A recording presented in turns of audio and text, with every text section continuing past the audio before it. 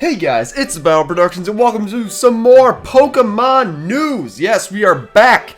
Yes, yesterday we got some information of Pokemon Sun and Moon at E3. Now we have more information for Pokemon Go. That was released today, and there was a little press conference with Miyamoto and some of the other developers. And they also had a few guest people, which were JWittz and Cybertron, which was pretty cool. But I'm going to be going over some information that I saw throughout the whole presentation. It'll be just a little bit of a summary for each thing they talked about. But if you want to see the actual gameplay and other images that I kind of described, be sure to go check out the presentation when Nintendo releases it on their channel after a few hours or so.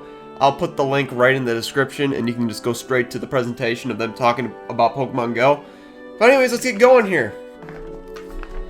So the first thing that the JWittz actually mentioned was the beta test had only Kanto Pokemon, and he asked them whether or not they will include all Pokemon, and this is what they said. They have plans to include all Pokemon, but for the beta test as well as the beginning when they release the game, it will start with the originals. And anyways, this was more of a, more like I just discovered this while they were talking and stuff. I was seeing some gameplay of them flashing through menus. I saw Pokemon Evolution in there, and it involved Pokemon candy. For example, it showed Growlithe candy and Meowth candy. As they explained this further on in the presentation, I just wanted to briefly mention that, and we'll come back to it as we go down the list. But yes, that's just something I observed, and yeah, we'll talk about that further as we get through here. So, another thing that I observed was that they showed gameplay of Abra on the beach and using a Pokeball to catch it. Pokemon found in the grass would be found in the grass, and Pokemon would be found in the water, if they're water-type Pokemon, as well as, I believe, I would expect that mountain Pokemon, Pokemon that you find on the mountains, you'll find Pokemon in the mountains. That's pretty sweet, and exploration is needed to catch them all, but we'll try to give you a way to get all the Pokemon. So it's not like you're going to have to travel all the way to Japan to find exclusive Pokemon. They will bring those Pokemon to you. It's just that it requires a little bit more traveling in order to get more Pokemon sooner. But, you know, it's not like it will be hard to get every single Pokemon. It'll just take a while. So, then another question that was brought up was if certain Pokemon was going to be harder to find or catch like in the games. And their answer was absolutely. And for example, that Abra can teleport like in the games. So yeah, Abra is generally a hard Pokemon to find because usually you have to throw a Pokeball in the first turn, and if you don't get it on the first turn, it teleports. So they say they're going to have stuff like that in the game, as well as Pokemon are probably going to be, let's say you come across a Blastoise or something. I don't know if you can find a Blastoise in the wild, but it's going to probably have a ridiculous catch rate. You can't weaken the Pokemon, as they show you, you can only throw a Pokeball at the Pokemon. So, I don't know. It just seems like it depends on how lucky you can get sometimes, but even then, it's still pretty sweet. They also showed off the map interface. It showed I saw a few things like the gym leader area. I saw a few other areas on there I'm not quite familiar with. So there is some extra things that you can do instead of just catching Pokemon. So now they asked about the development focus on Go, and the main thing they wanted to talk about was they wanted to make sure catching the Pokemon is correct and well implemented. And they showed 2 encounters, and actually the first one was with a Paris, and I guess the smartphone kind of froze and crashed. So it was on the iPhone, then one of the other people had another iPhone hooked up, and it happens to be in that same spot there was a Rattata. So what they did is they showed off how to catch a Pokemon. So basically there's this little circle on the Pokemon. You hold down the Pokeball on the screen, and then there's like another circle on the inside of the first circle, and it gets bigger and smaller and bigger and smaller. And what they show is that based on the timing, if you can get the circle in the middle to be really small before it starts expanding again, it's more likely you'll catch the Pokemon, which is really an interesting kind of mechanism they added. Probably just since you don't have to weaken the Pokemon, at least they don't make you weaken the Pokemon. They want to make sure that you actually have a chance at catching the Pokemon, making sure the catch rate isn't ridiculous. And they also showed off they caught the Rattata, which is pretty neat. And then Bill Trinan actually was talking about the music right after this, and he said it was pretty high tempo, and the Niantic developer said, and Masuda said that it encouraged people to walk faster. So it's kind of, that was the purpose of it. Epic music was demonstrated on the map screen. So that was really cool. They also had a little preview of the theme. They kind of stopped talking for like 30 seconds. And the theme, I'll tell you right now, is pretty sweet. And yeah, so far so good. We have a lot more information to go. Masuda was involved with the music and sound effects. And now here's the big piece of information. This was the biggest piece right here. Pokemon Go Plus. So Miyamoto mentioned that you can know what's going on with the accessory. You may have seen the little picture of the little watch that you can get. It has a glowing light in the middle, and there will be vibration, which lets you know what's going on in the smartphone. So the thing is that you don't have to look at your smartphone. You can just have the little watch with you, and it will vibrate when a Pokemon's there, and it'll flash a green light telling you if the Pokemon's nearby. And what you can do is then you can press the button in the middle of the accessory, and it will throw a Pokeball for you. You won't see what the Pokemon is, but when you check your smartphone, you can see what Pokemon you caught. However, if it's successful, the light flashes like a bunch of different colors, like a rainbow. So what they're saying is that you can play Pokemon Go, but they say that if you buy the Plus, which of course is more of a business thing, yeah, it makes the experience better if you do have the little watch. Which I agree. I mean, it looks like, you don't have to worry about looking at your phone. You can just go walk around, do your thing, and boom, there's a Pokemon right there. Boom, just tap a little button on your watch, and boom, you caught it. They also said it may not be as, like if you decide to go on your smartphone and catch it on there, they say it's more likely that you'll catch it on there versus your watch because you can't do the timing mechanism. But still, it's a nice little feature if you don't want to pull out your smartphone. So, the goal of Niantic in this game was to encourage adventure on foot, which was really cool, just because, a lot of people when they're playing a bunch of these games now, they're sitting down, doing nothing, it's like, okay, not getting any exercise. Obesity is a problem in the United States. That's just how it is. I'm sure in other places too, but obesity is a problem in the US. So this encourages people to go around, explore. Technically, I guess you could use a car and drive around. Okay, if people want to waste all their money on gas and decide to, drive around instead of actually walk, that's all on them. But I think this is a good reason to go and explore the world on foot. It just makes it just makes it a better experience.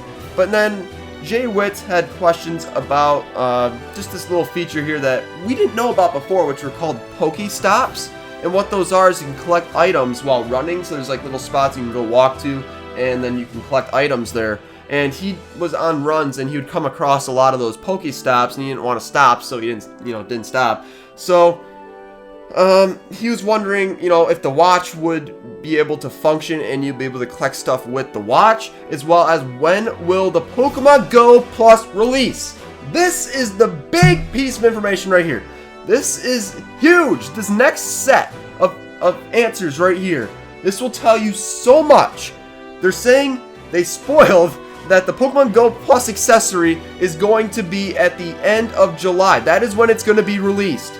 And at first I wrote down means a possible release of the app early, just before the accessory. And then at the end of the presentation they mentioned that it will release before the accessory. So I'm thinking it will be early to mid-July when the app officially comes out, which is really nice. That depends on, that's only saying if they don't go on any more delays and stuff like that.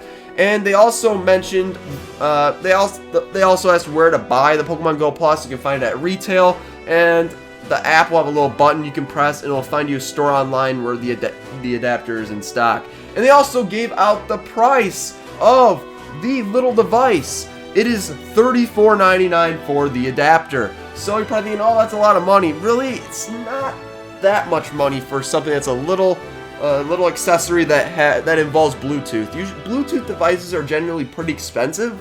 So $35 for an accessory that involves Bluetooth, I say it's a pretty good deal. That's where they're getting most of their money from, is that little adapter. But they do run pretty high in price, those Bluetooth adapters. I play baseball, and I have this little adapter called Zep, and basically it tracks swing speed, swing plane, and bat swing, hand speed, and it also shows the angle of your swing. And it's just that, and that was like $100 for the adapter, and the app was free. But yeah, these adapters are just huge. Are huge in price. So it's like, it's $34.99 is definitely a good price range for this. Okay. So, I believe it was Cybertron next. He asked about connections to Go and Sun and Moon, and the developers Niantic as well as Masuda said they are planning to connect with Sun and Moon, but they're going to wait until people start playing the game, and then later on they'll be able to connect Sun and Moon to this. So JWittz also mentioned that there were new features in the field test. So this is coming up with powering up and evolving, which I mentioned earlier. How does this system work? So the powering up mechanism is a new system. Expect people to play it when outside. Unlike in the games people fight trainers, in this little Pokemon Go app, every time you catch a Pokemon, you get candies to evolve Pokemon. So if you get 25 Squirtles, you get 25 Squirtle candies, and using those you can evolve into a Wartortle. That was the example they used right there. And yeah, I kind of like the little mechanism. I kind of like that. I mean, we're not going to be coming across many people that have the app, so it's not like you can just battle and get experience and stuff. I mean, maybe in some areas that there'll be a ton of people playing Pokemon Go, but in my area specifically, there's really not. It's not. I'm in a small town, so it's like, you know, I'm not going to be finding many people that are playing Pokemon Go. But in the cities, I'm sure there'll be a ton of people. But yeah, it's just so there's more. It's just something new and different since this is on a different platform. It's on smartphone. It's just they want something a little different. So Cybertron also asked them about the trade implementation, because there wasn't any trade in the beta access. Will that be implemented at some point? The developer of Niantic says they plan to implement this.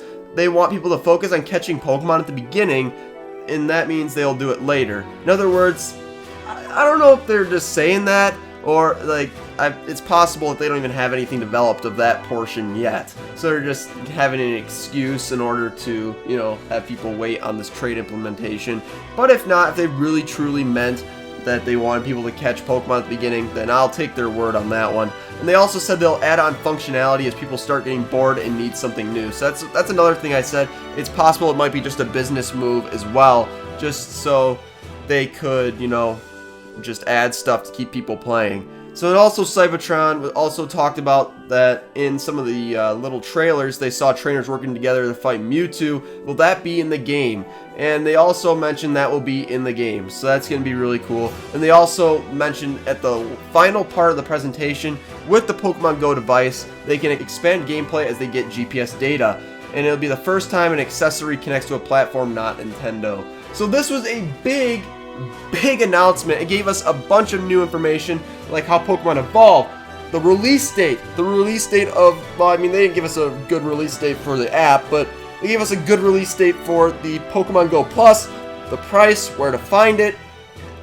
It just overall was a great presentation, and JWittz and Cybertron did a good job asking questions to these developers, because, I mean, I don't know if they were planning to give out the release date or price, but yeah, they kind of pushed them a little bit for the price and release date and stuff. That was pretty sweet.